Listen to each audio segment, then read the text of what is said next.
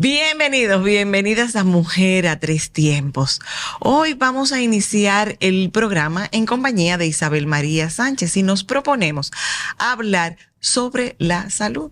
Cuando hablamos de salud y en este segmento que denominamos Ecos de Salud, se hizo inspirado en los diferentes tipos de salud. Hay una salud que es física, una salud que es emocional, hay una salud espiritual e incluso hablamos de una salud social, ¿verdad? Hay muchas maneras de manifestar la salud para considerarnos integralmente saludables. Ahora, me pregunto yo, Isabel María, ¿qué contribuye o qué afecta la salud integral de una mujer? Bueno, hay algunos aspectos que afectan la salud de cualquier ser humano, ¿verdad? Por ejemplo, situaciones financieras afectan, digamos, no tiene salud financiera, termina afectando también su salud biológica, su salud mental, porque si tus necesidades básicas no están cubiertas, pues eso genera que se te vaya dificultando mantenerte en un estado de atención. Entonces, eso va creando, te va afectando, ¿verdad? En términos, por ejemplo, mentales, no tener tranquilidad, no tener ese reconocimiento, no tener ese respaldo, esas cosas que emocionalmente son importantes, un sistema de apoyo fuerte, que no tiene que ser mucha gente, pero tener esas personas que tú sabes que están ahí para ti en todo momento. Bueno, y salud mental por sí solo es ya un tema muy amplio, claro, porque siempre insisto en que es fácil reconocer cuando hay una falta o presencia de salud física. O sea, si tienes diabetes, puedes admitirlo y someterte a un tratamiento sin rechistar mucho. Si tienes cáncer, eso se llama cáncer y bueno, acudes a un tratamiento. Sin embargo, ¿cuál es la resistencia que aún permanece cuando hablamos de enfermedades mentales? Cuando hemos perdido la salud mental. Bueno, lo que ocurre es que hay una serie de enfermedades que durante mucho tiempo fueron vistas como tabú, como un castigo divino, sí, o como una enfermedad que genera vergüenza en el sistema. Entonces, ¿qué ocurre? Cuando alguien padecía una de esas enfermedades, se mantenía como un secreto. Sí. Entonces, la salud mental es perfectamente, se puede diagnosticar perfectamente igual que la salud, ¿verdad? Física. Pero, y la salud, todas las dimensiones de la salud se pueden diagnosticar perfectamente. Hay las herramientas y la persona que conoce el tema te puede decir, mira, la situación anda por aquí, estas son las alternativas. Ahora bien, dependiendo de en qué sistema de familia nosotros estemos, en qué sistema social, algunas son bien vistas y otras no. Entonces de ahí el temor a reconocer, mira, esta persona tiene una situación, una condición psiquiátrica, esta persona tiene una depresión. Por ejemplo, el tema de la depresión, mucha gente lo vive y lo ha vivido como una vergüenza o como una falta de empoderamiento o de motivación. Es que le falta motivación. Le falta fe. Le falta fe. Entonces, fíjate que se va toda la dimensión, ¿verdad? No cree lo suficiente en Dios. No es lo suficientemente fuerte. No, entonces, óyeme, hay un tema biológico, hay un tema con muchísimas dimensiones también. Entonces, en el momento que yo lo puedo admitir, puedo empezar a buscar una solución. Entonces, ese es el tema. La enfermedad vista como castigo, como secreto, como no debió pasar. Uh-huh. Y hace que la situación sea todavía mucho más grave. Ahora, aparte de todo eso, existe para mí, en el caso específico de las mujeres, pasa con los hombres también, pero digo en el caso específico de las mujeres, porque a veces hay una tendencia a que las mujeres seamos, digamos, que sociabilicemos más, tanto al interno de la familia como a lo externo. Entonces, algo que quita mucho la salud tiene que ver con el tipo de relaciones que tenemos, cómo nos relacionamos con la pareja, con los hijos, con los padres. Pero no solamente qué pasa en esa interacción con ellos, sino cómo lo tenemos internalizado. Yo creo que se diría en tus propias palabras, ¿cómo me relaciono con mí misma? Claro, conmigo misma, pero cómo yo tengo internalizado qué es una madre para mí, qué es un padre para mí, qué es un hijo, qué es una pareja, qué es un amigo. Entonces, ¿qué ocurre? Como yo tengo ese modelo de qué es una madre, qué es cada uno de estos roles que hemos mencionado, cuando yo comparo mi idealización con la realidad, ahí vienen muchas decepciones y mucho sufrimiento. Entonces, es como yo empezar a revisar, bueno, muchas veces se dice, no, esa es una relación tóxica. Y se entiende que el tóxico es la otra persona. Y puede ser que sí, que así lo sea, pero también hay que revisar cuántas de esas toxinas también las aportas tú. ¿Verdad? Incluso... y si no las aporto, ¿cómo las alimento? Bueno, es una manera de aportar. Incluso hace un tiempo salió una publicación donde decía que había una señora que era muy longeva y que le preguntaron que a qué se debía su longevidad. Entonces ella decía que no tenía marido. Entonces empezaron a bromear diciendo que los maridos quitaban salud. Pero también las esposas, las mujeres pueden quitar salud. ¿Por qué? Porque no es el hecho de que tengas o no tengas pareja, es cómo es la relación. ¿Qué cosas se dan en esa interacción? ¿Se nutren o se debilitan? ¿Verdad? O sea, ¿qué yo permito? ¿Están los límites claros? Pero no solamente los límites que yo le pongo al otro, porque a veces queremos ponerle límite al otro, pero yo respeto los límites del otro. Yo sé cuáles son mis propios límites. Entonces yo creo que el mundo de las relaciones quita mucha salud. Muy constantemente en procesos de coaching me encuentro con esas situaciones, que mi pareja, que esto. Entonces yo pienso que un llamado importante para nosotras como mujeres es como sentarnos y detener la idealización y empezar a ver a los padres como son, a los hijos como son, a la pareja como es. Claro. Y permitir que el otro sea y tú darte la posibilidad de tú ser. O sea, a veces yo me he encontrado con situaciones en mi propia familia, lo he experimentado 40 años después. Es que yo no entiendo cómo que fulano es así. Pero él es así desde el día 1 que usted lo conoce. Que así porque usted lo conoció. ¿Cómo que por qué él es así? O sea, él es así desde el día 1. Desde el día 1 se siente orgulloso de ser así. Y no ha hecho absolutamente nada para dejar de ser así. O sea, ¿cómo le explico? Claro que, o sea, no le interesa ser diferente. Entonces, ¿cómo dedico yo mi vida a pretender cambiar a alguien que lo primero es que no entiende que necesita cambiar? Exacto. Entonces yo pienso que en el momento que nosotros soltamos ese proyecto sin futuro de cambiar al que no lo quiere hacer y al que no te lo ha pedido, es como que una fuente de salud.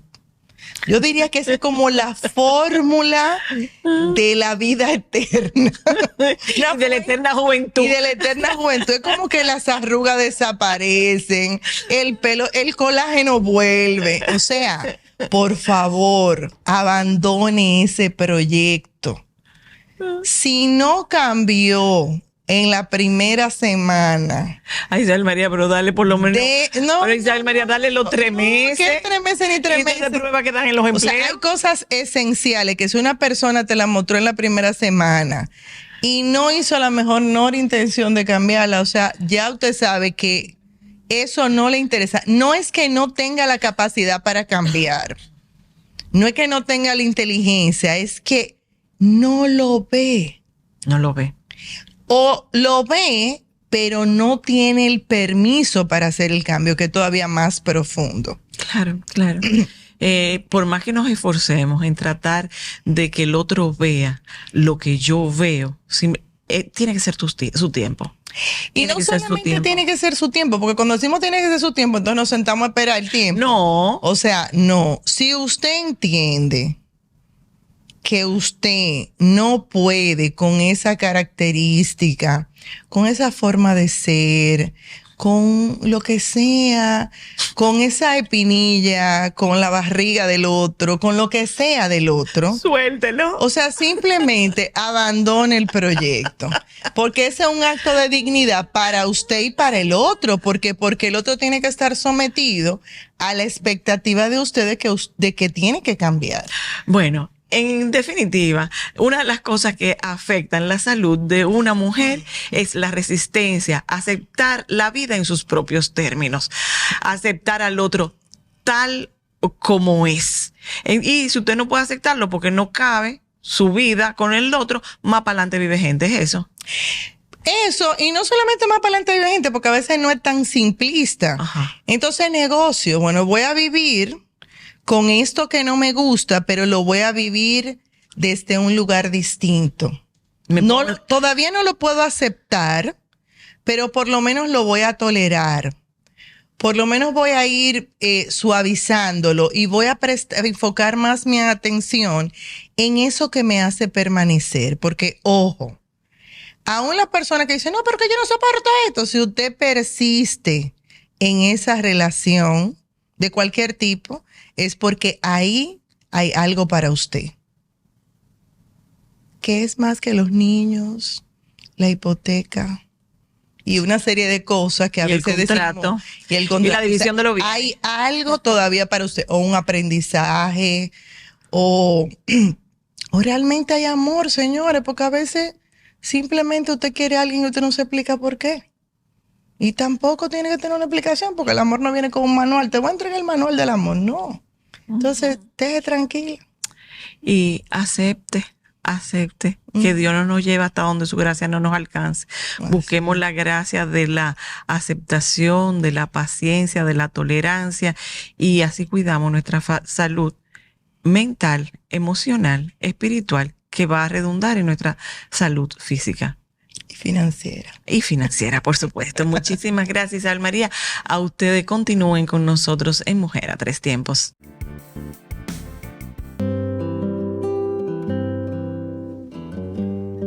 Hoy sé que no pido ni un rayo de sol para verte. No las tengo todas conmigo, me deslumbras, me hipnotizas.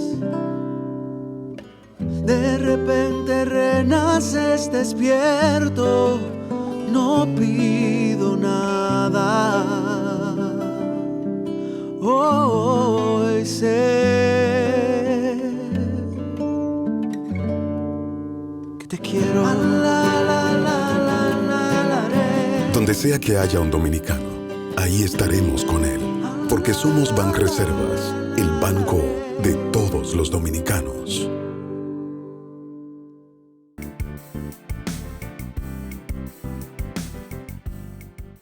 Gracias por continuar con nosotros en Mujer a Tres Tiempos, y entramos a uno de esos segmentos que tanto nos gustan.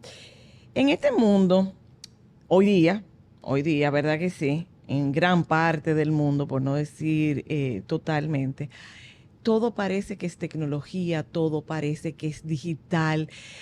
Yo no sé, a veces me da como un deseo de tocar la realidad, o sea, como presencialmente, porque aunque es bueno, porque nos podemos comunicar con quienes no nos comunicamos, pero a mí me hacen falta los abrazos, a mí me hace falta la cercanía.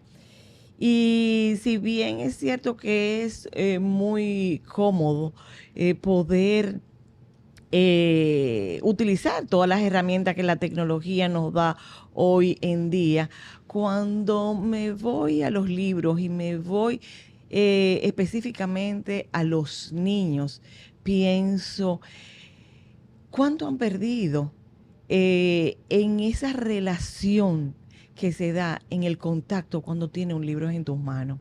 cuando puedes subrayarlos con tus dedos, cuando puedes expresar tus emociones, tus sentimientos, que vengan desde tu propia piel, cuando usas tus propios dedos para poder plasmarlo. Cuando tus ojos ya no tienen por medio una pantalla y una luz que a veces hasta te afecta la vista, como es dormir leyendo y despierte con el libro en tu regazo. Es algo impresionante y es por lo que valoro de una manera especial a quienes todavía aman los libros, quienes todavía conservan los libros sin divorciarse de la tecnología. Y sobre todo esas personas que piensan en esa formación de los que van creciendo, cómo se piensa en el futuro actuando en el presente. Creo que ya me he tomado mucho tiempo. ¿Qué le pertenecen a mi invitada de hoy, Scarlett Sánchez? Bienvenida, Mujer a Tres Tiempos, Scarlett. Cuéntame, tú eres una de esas personas que todavía ama los libros. Claro los que amas sí. tanto Claro que sí. que escribes. Para mí, primero saludarte, buenas tardes, qué maravilla poder compartir contigo, Ángela, y por este espacio, que es un espacio que me encanta porque ustedes a través de aquí están aportando ideas y las ideas son las que transforman el mundo. Así que yo maravillada de poder estar aquí con tu audiencia y contigo para compartir un poco de lo que hemos venido haciendo. Tú eres muy joven, o sea que tú naciste en la época de la digitalización. Sí, pero creo que no tanto, creo que la vi un poco después. Yo soy millennial, por supuesto, he estado muy vinculada a la tecnología, pero también he estado muy vinculada a los libros así físicos, a ir a las bibliotecas, a todavía quizás estar muy inmersa en ese plano físico, en ese mundo físico en el que tú comentabas. O sea que yo he estado como que en el medio, porque yo vi el cambio de milenio. Entonces, eso me permitió a mí, pues, estar en contacto con ambos mundos, en esa frontera del libro físico y el libro digital. Yo todavía estoy acostumbrándome un poco a esa parte del libro digital como herramienta. ¿Qué te inspira? ¿Qué te lleva a escribir? Wow, mira, esa es una pregunta que yo creo que puede darnos para otro programa. Bastante, para varios, una serie. Para varios programas. Y un taller en Jarabacoa. Yo creo que sí. Mira, ¿qué me lleva a escribir? Como bien señalaste, yo siempre he amado los libros, siempre he amado la lectura y yo tengo que contar mi primera experiencia escribiendo porque yo creo que todos nosotros recibimos un llamado de qué debemos hacer con nuestra vida desde muy pequeños. Así y quizás desde muy pequeños sabemos lo que nos hace feliz. Cuando yo tenía como 7 años, yo tenía una asignación en la escuela que era hacer una historia. Y yo siempre digo que yo empecé a escribir porque mi mamá me hizo una tarea y yo me quería vengar de eso, de por qué mi mamá me hizo una tarea. Cuento esto porque yo realmente creía que la escritura estaba destinada como a seres que estaban en el Olimpo, allá muy lejos, y que la escritura era algo como realmente difícil y que me mandaban los libros del cielo y no sé, como que era una tarea que estaba destinada a gente muy, muy especial, hasta que yo vi que mi mamá creó un mundo donde los bosques hablaban, donde los animales hablaban, la luna hablaba. Y siendo niña, yo miré a mi mamá extasiada como una superheroína. Y en ese momento yo vi a mi madre con superpoderes. Y yo dije, wow, si ella puede hacer esto, yo también puedo. Entonces, a partir de ese momento, quizás yo diría que fue el primer llamado de atención, ese primer llamado, ven, vamos a escribir.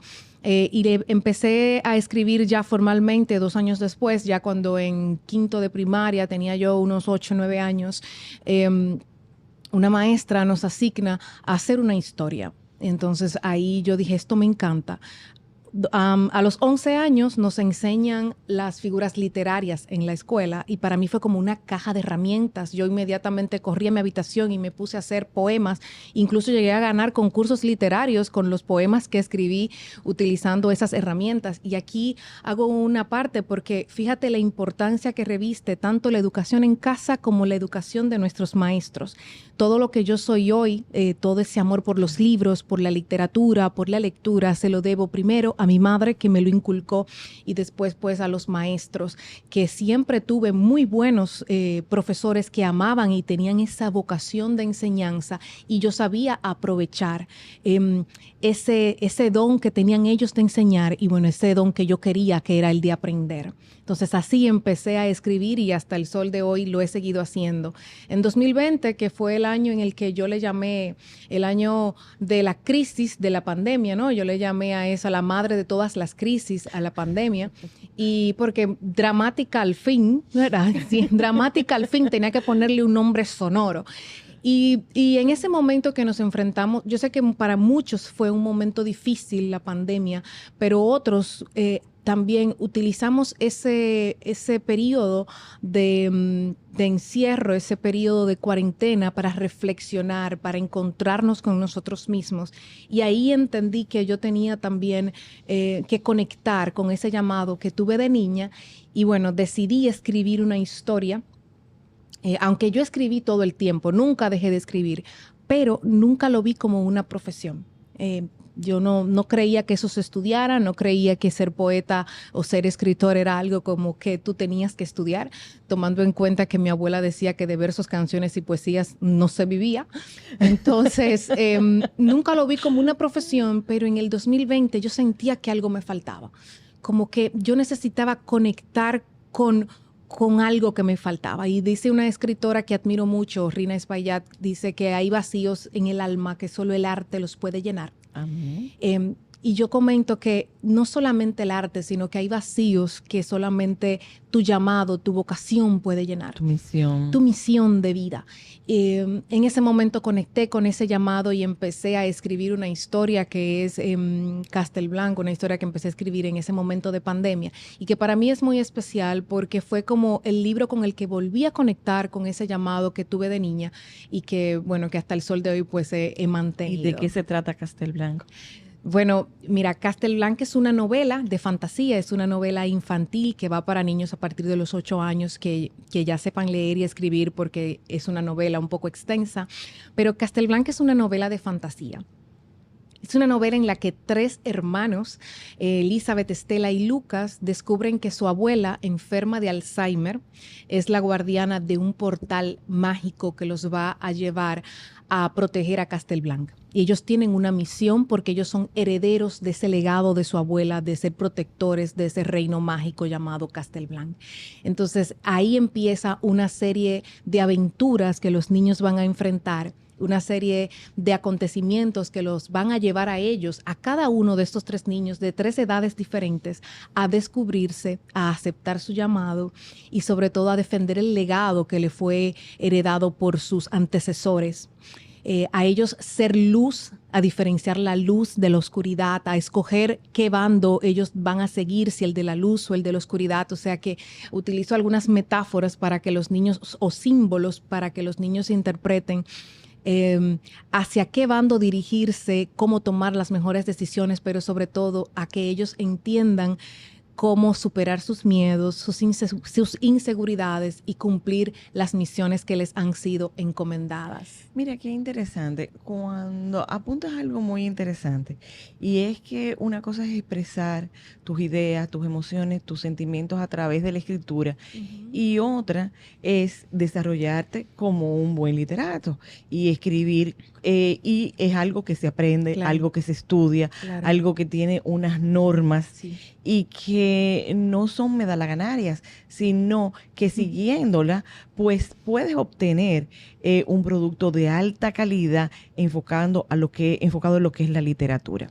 Sin embargo, cuando escribes para niños, asumes una responsabilidad muy grande, porque muchos de los prejuicios, de los traumas, de los miedos que tenemos muchos de nosotros, pues surgieron en esas historias infantiles, donde no perdiendo, o sea, no quisiendo pues sacrificar la creatividad, olvidamos los valores, olvidamos el mensaje que estamos llevando. Entonces, te lo digo, la primera vez que me impactó aquello fue cuando vi a mis sobrinos transformando los cuentos clásicos para los niños. Fabuloso. ¿Ves? O sea, que te daban unos mensajes de abuso, de temor, de maldad, de miedo, que a veces uno se ve respondiendo y no sabe dónde fueron, en qué momento fueron inoculados dentro de nosotros mismos. Ese es un tema que da para una especialidad y quiero como que lo tratemos un poquito porque es bastante interesante. Te voy a contar que, número uno, la literatura infantil es quizás la más difícil de todas. ¿Por qué? Porque los niños no dan segundas oportunidades. Si un libro no le gusta, lo botan y se acabó, búscale otra cosa. En segundo lugar, al principio de la conversación tú mencionaste otro punto interesante y es el tema de la tecnología. Los niños en la actualidad, es algo que está estudiado, tienen la atención 10 minutos. Si algo en 10 minutos no le gustó, lo cambian. ¿Por qué? Porque hemos aprendido a dar pausa y next. O sea, no damos esas segundas oportunidades. Incluso nosotros mismos, si una serie no nos gusta, le damos 30 minutos y ya los niños no dan 30 minutos, dan 10 minutos. Y en el caso de los niños más pequeños es una página. Si a la primera página empiezan a preguntarse muchas cosas que no están entendiendo, la cambian. O sea que estamos luchando con niños que tienen una atención, son más exigentes. Un periodo de atención mucho menor. O el periodo de atención es mucho menor y son más exigentes con lo que están leyendo y con lo que están viendo. Por lo tanto, nuestra misión es tratar de captar su atención lo suficiente como para que no se distraigan. Y en segundo lugar, el tema que mencionas ahora, oh wow, déjame decirte que la misión de los escritores de literatura infantil, una de sus principales misiones es lograr que los niños amen la literatura. Es lo primero, porque incluso nuestro primer contacto con los libros son con los libros infantiles.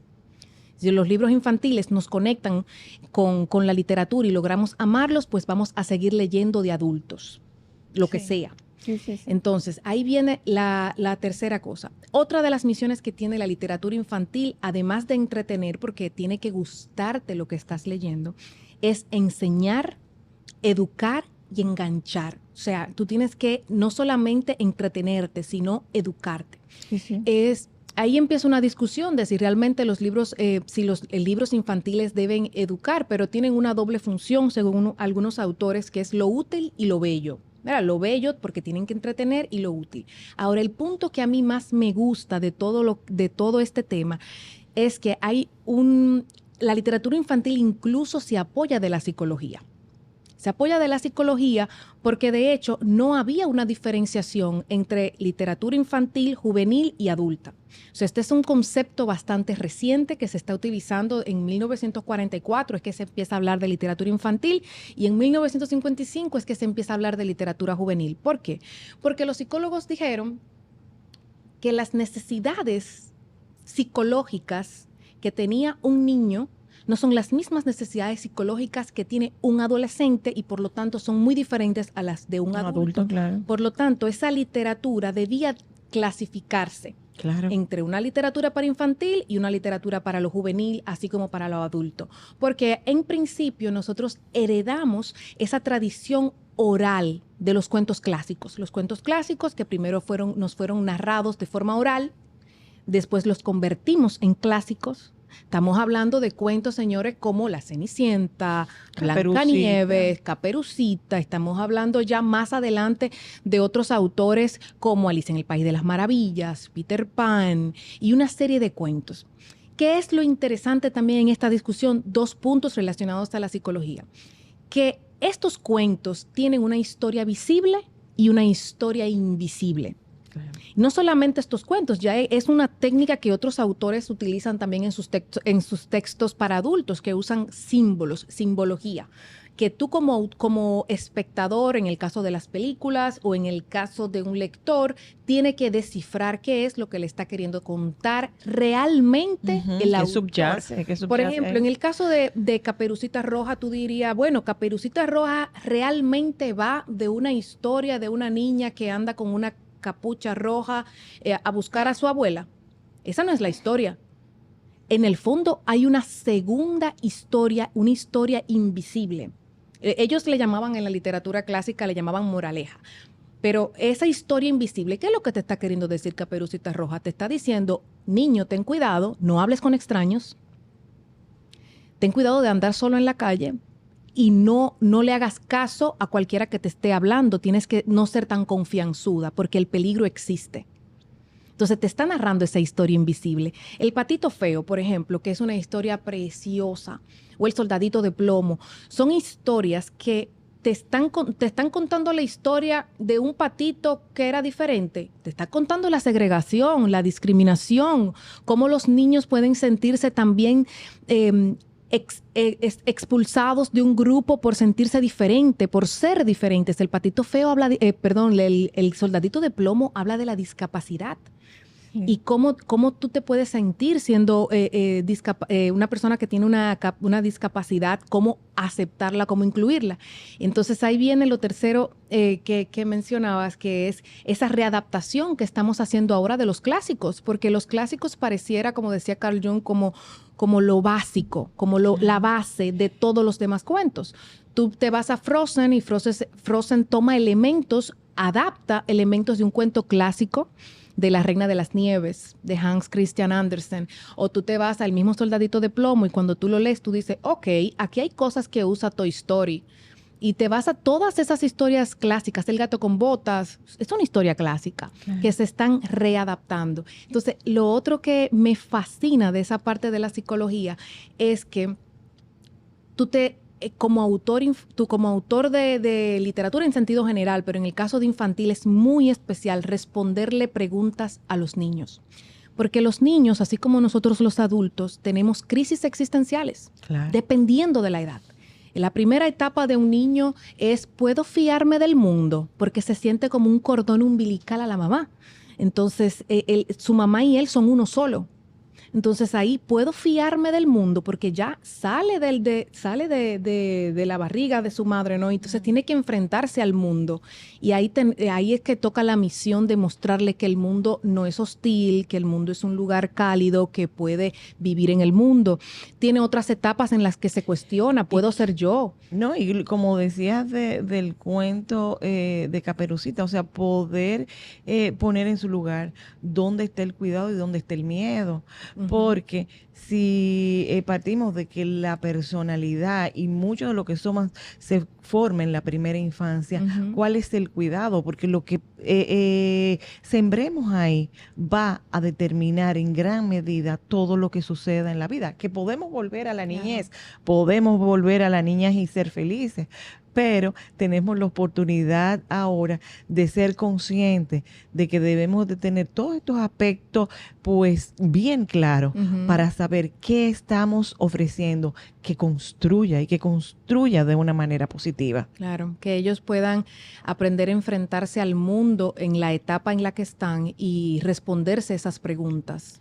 Bueno, quiero agradecerte tu presencia aquí. Están las puertas abiertas. Solamente tienes que llamar y dices voy para allá y aquí te recibimos. Gracias. Y que haya pues muchas personas puedan disfrutar de Castle Blanc y que haya muchos otros más cuentos infantiles, mucha más literatura infantil y que ya sea con el libro y poder saborearlo en las manos como digital y ahora incluso los audiolibros pues puedan contribuir a la formación sana de todos los niños. Muchísimas gracias, Scarlett. Ya Castle Blanc pueden adquirirlo. Síganlos en sus redes sociales y en muchos de los establecimientos del país va a estar disponible para que lo disfrutemos junto a nuestros niños. A ustedes continúen con nosotros que hay más en Mujer a Tres Tiempos.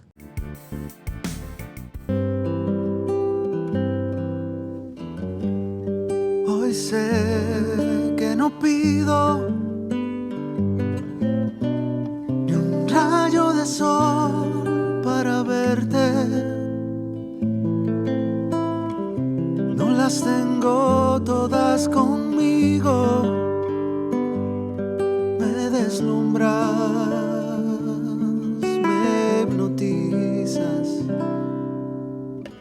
De repente renaces despierto, no pido nada. Hoy sé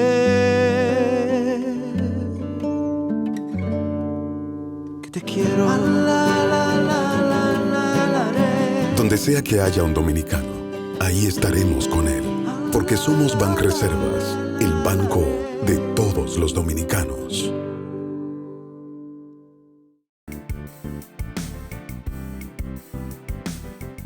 Gracias por continuar con nosotros en Mujer a Tres Tiempos. Y este es el momento de nuestra entrevista central, donde pues recibimos una de esas mujeres extraordinarias que hacen de su vida, de su trabajo, inspiración para todos nosotros. Damos la bienvenida a Sonia Peroso. Bienvenida, Mujer a Tres Tiempos, Sonia. Muchas gracias por esta invitación. Sí, te estábamos esperando hace días. Lo vamos a disfrutar este momento. Yo creo que sí, que nosotros no sabemos hacerlo de otro modo. Nos convencimos que este es el año de la felicidad. ¿Le compramos esa, Tata? Sí, totalmente. Y no hubo que hacer mucho esfuerzo para convencernos de que dedicáramos cada día de este año a ser felices. Yo creo que eso es lo que nos conecta con Tata, que vinimos con el gen de la felicidad. Sí, aunque sea de la alegría. Sí. Sonia, si tuvieras que elegir, o sea, tres etapas diferentes o tres aspectos diferentes que tú sientas que han marcado tu vida, ¿a cuáles te referirías? La adolescencia, definitivamente la adolescencia, la maternidad y este momento que estoy viviendo. Háblanos de este momento, porque vamos a comenzar. De que siempre lo más interesante queda para el final, pero yo sé que contigo hay muchas cosas interesantes. ¿Qué es? La madurez. Sí, es como sentir la plenitud y la conciencia de que tomas decisiones asumiendo la responsabilidad de lo que venga. Entonces, como llenarme de ese espíritu de plenitud me ha llevado como a otro nivel. O sea, tú de conocerme y de reconocerme. Tú no eres de la que echa pleito con los años y quiere volver atrás, sino no. Lo que entiendo es como disfrutar lo que tengo con lo que soy hoy. Hoy, exactamente, a plenitud e intensamente. ¿Cómo se consigue eso? Bueno, eso yo creo que viene de fábrica. Lo heredé de mi mamá. Mi mamá era así. Okay. Yo sé que en la historia personal de tu vida ha sido muy intensa. O sea, a veces Dios a algunas personas nos ofrece no solamente larga vida, sino intensidad en cada día y en cada experiencia que vivimos. Pero también con la experiencia, con tus conocimientos, o sea, con tu historia de vida, te has dedicado también a ayudar, a acompañar a otras mujeres.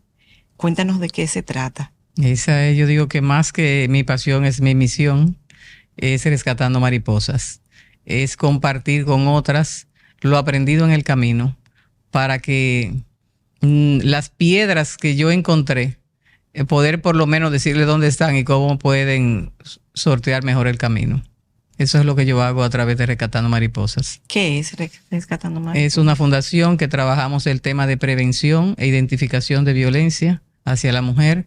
Trabajamos también promoviendo una cultura de paz porque estamos convencidas de que el trabajo que hay que hacer es desde la base. Estamos trabajando con niños y niñas, dando talleres de formación, de prevención, de identificación, de promover esa cultura de paz, de desmontar tantos mitos que siguen sosteniendo los modelos violentos, de seguir trabajando en esas creencias que tenemos también que nos hacen perpetuar comportamientos que no nos favorecen, tanto a hombres como a mujeres. Se habla mucho de violencia de manera específica en contra de la mujer. Sin embargo, yo veo que yo digo que la gente está muy violenta, que la gente está muy agresiva. Tengo una amiga que dice que no, que la gente está muy sensible. Y me refiero a esto porque veo una cultura de violencia de manera generalizada. Uh-huh. Comienza esto, ¿cómo hace diferente esto con la mujer de manera precisa? Sí, lamentablemente la violencia comienza en casa, se aprende en casa.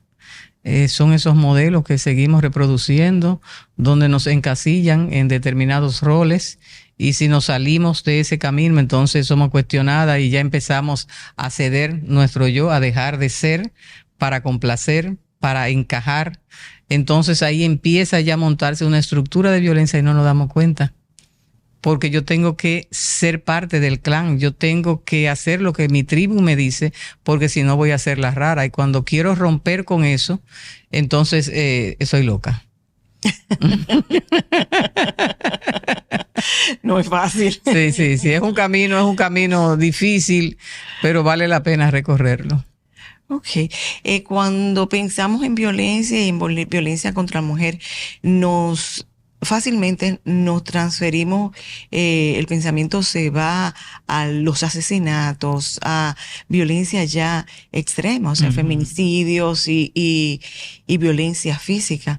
Sin embargo, existen, o sea, ¿cómo puedo detectar que estoy en el proceso de eso que se supone que, o pienso yo que ya puede ser el extremo? Para mí, siempre con lo que le digo a las mujeres es cualquier cosa que te dé miedo, ya eso es un indicador de que tú puedes estar entrando en una relación de violencia o ya estás en una relación de violencia.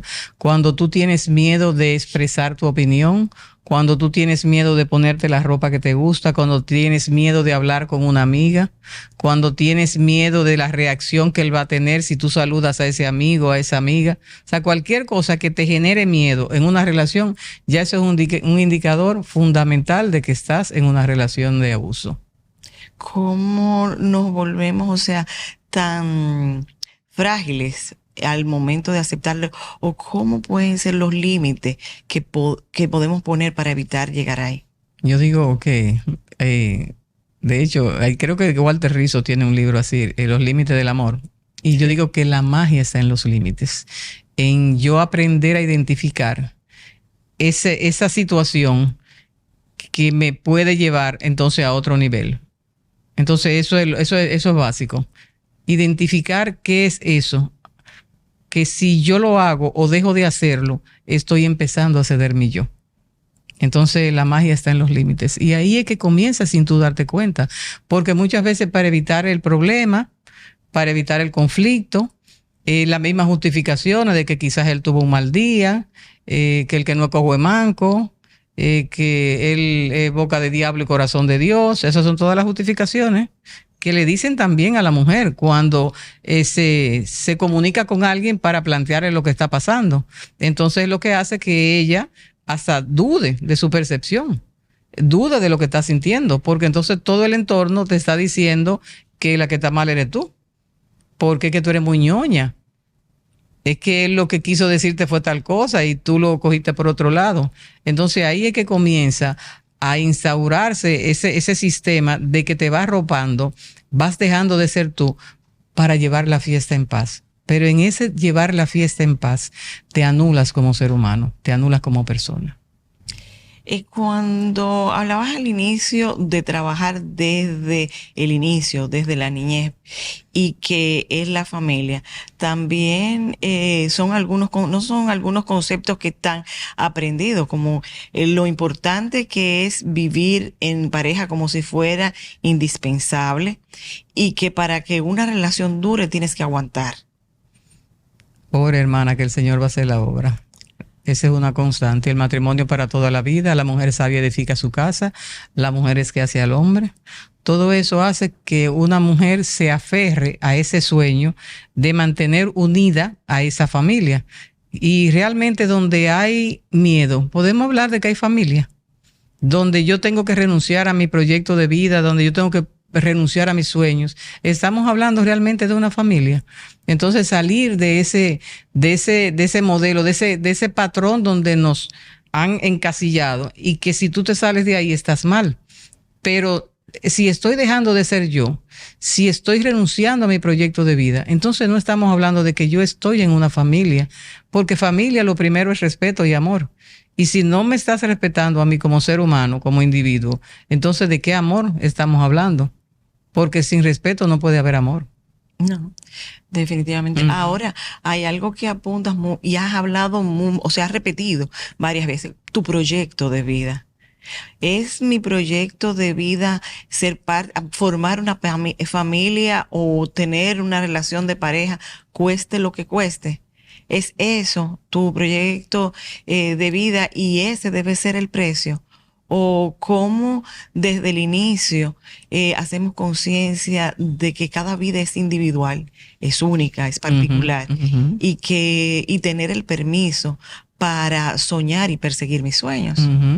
No, porque yo he visto casos de que, bueno, ya ha ido flexibilizando eso, pero he visto como durante mucho tiempo, quizás generaciones de la mía hacia atrás, de que una mujer que no tuviera una familia, que no fuera capaz de mantener un matrimonio, no importa lo bueno o malo, sino que lo tengas, ¿verdad? Era un símbolo de fracaso. Sí. La pobrecita Sí. se quedó jamona, Sí. nadie la aguantó. Sí. ¿Ves? Sí. Y también, como hay otra cuestionante que tengo, es el rol del hombre en esto, porque pareciera en algún momento en que nos situamos en la posición de víctimas permanentes. Ahora, ¿cómo salgo de ahí o cómo llegué ahí? Vamos a pausar un momentito y vamos a ver cómo podemos identificar esos momentos y cómo podemos pues instaurar esa cultura de paz que yo sé que también está trabajando. Me A encantó que ustedes, trajiste al hombre. a ustedes, por favor, quédense con nosotros que volvemos seguido.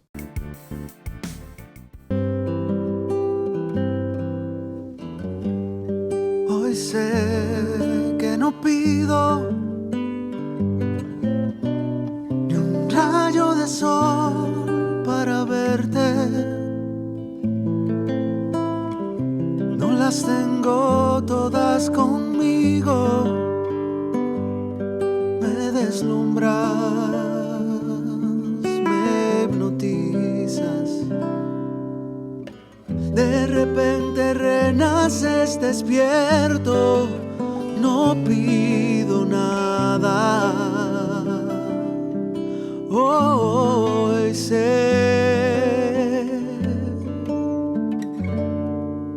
que te quiero.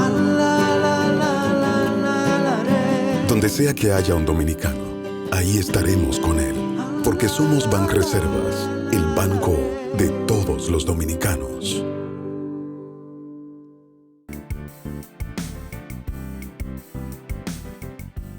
Gracias por continuar con nosotros en Mujer a Tres Tiempos y hablando de Sonia Peroso, una mujer con una vida muy rica, con muchas experiencias, con muchas vivencias y que desde sus vivencias, cuando hablamos de conocimiento, podemos adquirirlo en los libros y podemos adquirirlos en las academias. Ahora, cuando viene de lo vivido y incorporando lo aprendido, ¿verdad? Se convierte en sabiduría. Y agregas un ingrediente más. Cuando lo reconoces como una misión, se conjuga con la pasión y ya eso forma parte esencial de la vida.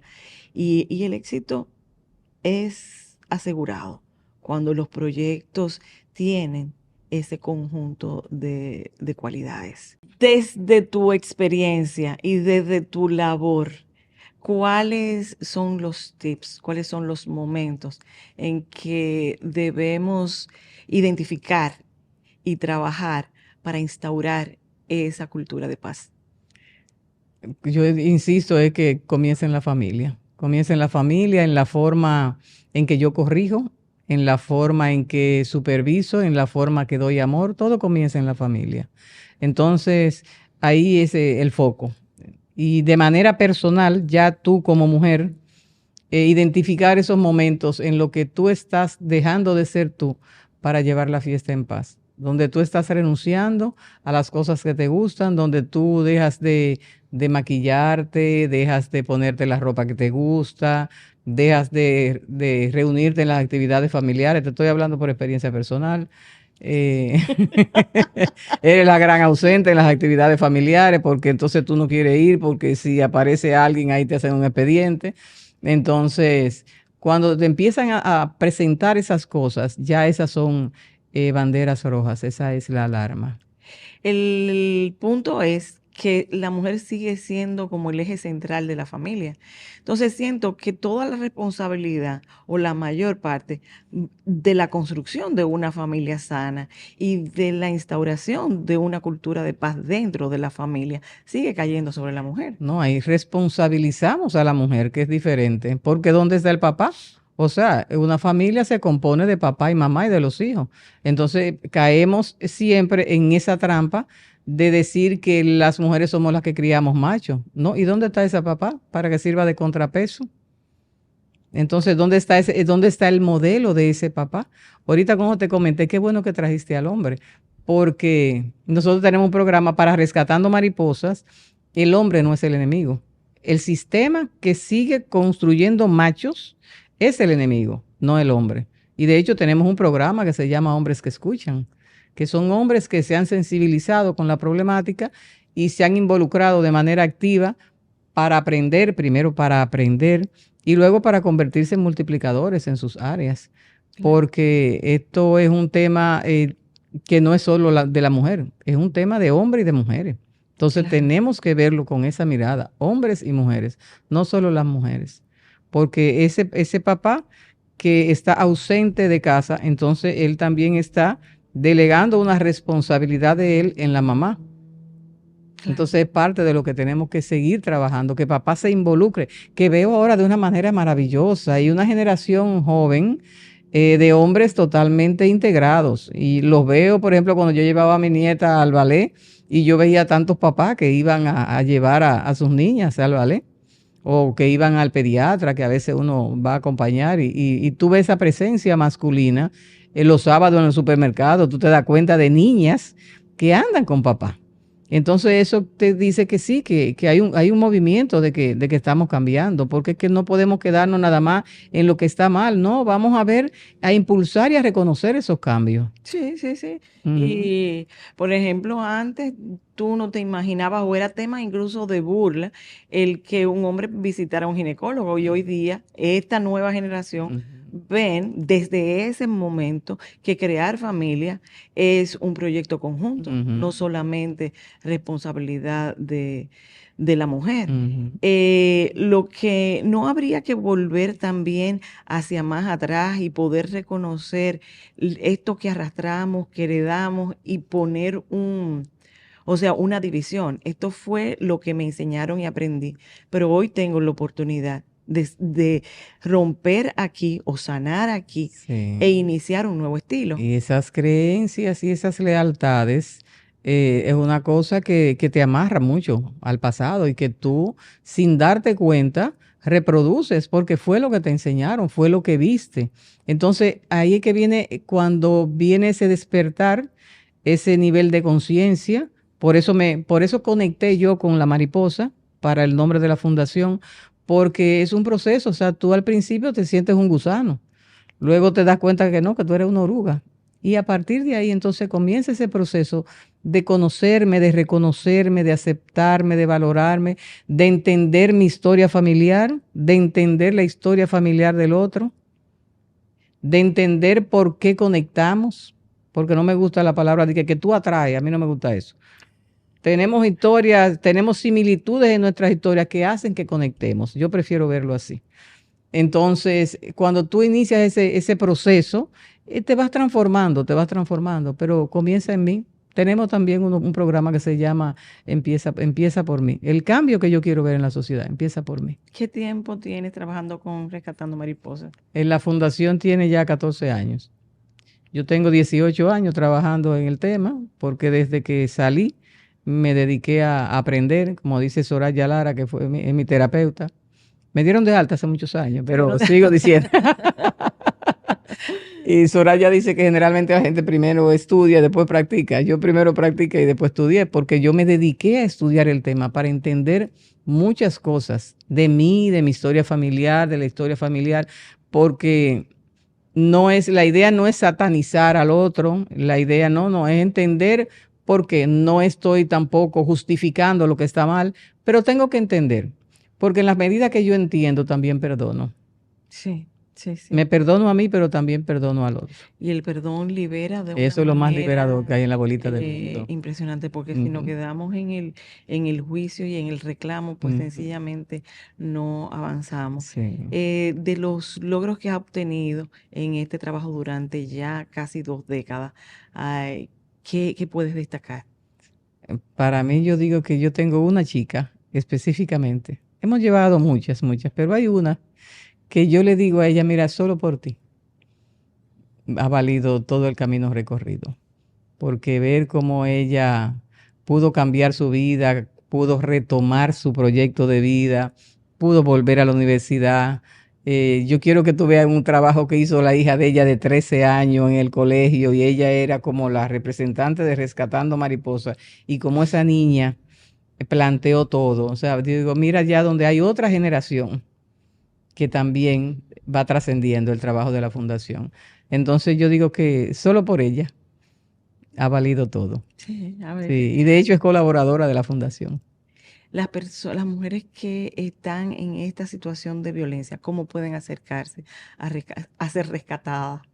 Esa mariposa. Sí, yo siempre digo que las mujeres se rescatan ellas mismas. El nombre surgió porque una vez yo le estaba refiriendo a Soraya, a una amiga, y le dije, definitivamente me pasaré la vida rescatando mariposas. Pero realmente somos nosotras mismas que nos rescatamos. Pero para lograr eso tenemos que ir especialistas en violencia. Ese es mi discurso siempre, porque en ese camino yo fui donde 4 psiquiatras y 2 psicólogos y no me ayudaron porque no sabían de violencia. Pude salir cuando encontré a Soraya Lara. Y no hay entrevista que me hagan que yo no mencione a Soraya Lara. Porque mi gratitud eterna, yo le digo que ella le puso nombre a mi historia. Y entender que tiene que ser un especialista. Y precisamente por eso surge la fundación también, para poder darle acompañamiento con especialistas en violencia. Porque hay muchos con muy buena intención, pero si no saben de violencia, el acompañamiento no va a ser el correcto. Si te duele un oído, tú no vas a ir a un ortopeda. Así Si es. estás en violencia, tienes que ir a un especialista en violencia. Bueno, y lo importante es saber que hay más de un lugar donde puedes buscar esa ayuda, que el sentir que no puedo, lo sintió hasta Moisés cuando iba caminando. Y cuando ya estaba cansado y bajaban sus brazos, tuvo que buscar auxilio para que lo mantuvieran los brazos arriba para poder conquistar lo que debía en ese momento. O sea que la ayuda, pedir ayuda cuando se necesita, no debe dar vergüenza. Ujú. Sobre todo cuando sabes que vas a encontrar a personas que vivieron lo mismo que probablemente estás viviendo en este momento. No es verdad que hay que aguantar maltrato para poder tener lo que hoy tienes.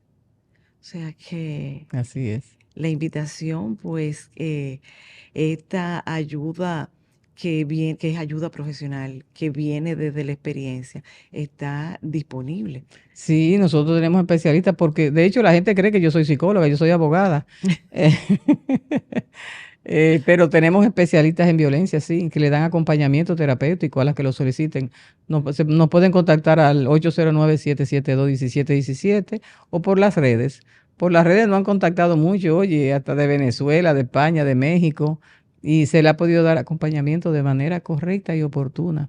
Porque lo que estamos hablando cuando una mujer toca tu puerta es de vida o muerte. Sí, Y hay que sí, escuchar, sí. hay que atender, hay que abrir puertas y ventanas. Esa cosa de que uno no se mete en pleito de marido y mujer, No, no. si hay violencia, sí hay que meterse. Hay que Sí. meterse y como cambia el rostro cuando has podido transitar el fango y al fin estás en la cima. Así que muchísimas gracias, Sonia, por compartir con nosotros parte de tu experiencia. Y esa experiencia, cómo fue la base para hoy poder hacer esa labor tan hermosa que hace para otras muchas mujeres que así lo necesitan. Muchas gracias a ti, Ángela. Muchas gracias porque una persona que se mueva escuchando este programa. Objetivo logrado. Hemos logrado el objetivo, tú y yo, Mujer a Tres Tiempos. A ustedes muchísimas gracias por acompañarnos y será hasta el próximo programa.